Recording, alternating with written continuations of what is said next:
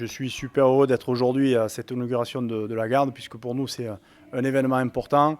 C'est la deuxième résidence service senior qu'on implante sur le département après celle du Touronnais.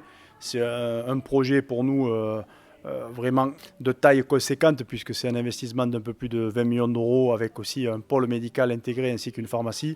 Donc pour nous c'est un projet extraordinaire et qui met aussi à l'honneur les deux identités que j'ai l'honneur de présider, Aquarelia et Unity. C'est un projet que, comme je dis, on a porté tous ensemble parce que c'est un vrai projet partenarial entre le public et le privé, puisque c'est une collaboration aussi avec la SAGEM, une copromotion entre Unity et la SAGEM, sur un foncier qui était au départ acheté par la SAGEM et sur lequel on avait identifié de réaliser un pôle santé avec une pharmacie et des hébergements adaptés pour une résidence service senior Aquarelia.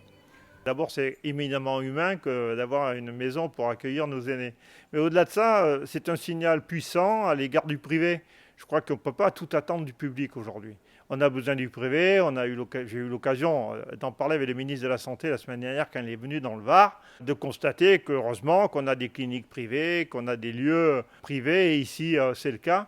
Et je crois que ce partenariat entre la puissance publique et évidemment les actionnaires privés et les démarches telles qu'Aquarelia, c'est important pour donner les infrastructures et l'accompagnement nécessaire à nos anciens. Ici, c'est le cas. Plus largement, là où il y a des cliniques, mais c'est pour des soins. Je crois qu'aujourd'hui, il faut avoir de l'attention pour ceux qui en ont besoin, qui sont plus fragiles. Et le public ne peut pas tout. Ici, c'est le privé. Cette maison est magnifique. C'est un investissement quand même de 20 millions d'euros. C'est pas rien, 20 millions d'euros.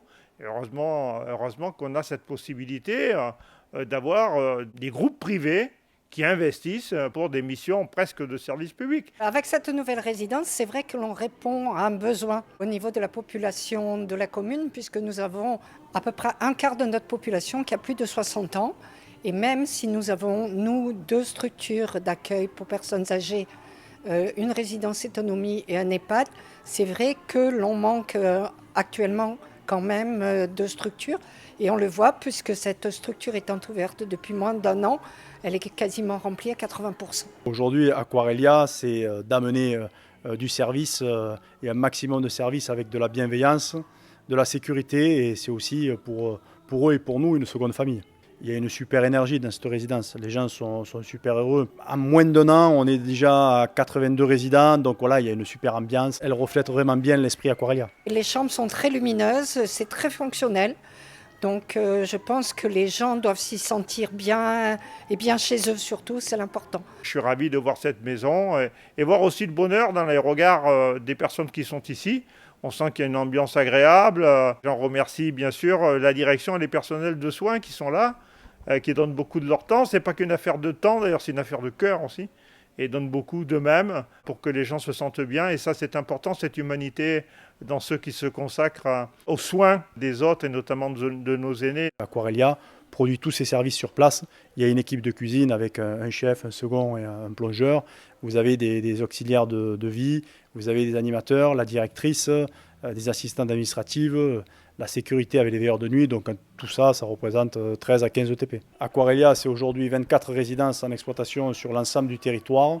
Nous gérons à peu près un peu plus de 2500 logements sur gestion. C'est 300 employés et ça sera un chiffre d'affaires d'une trentaine de millions d'euros cette année.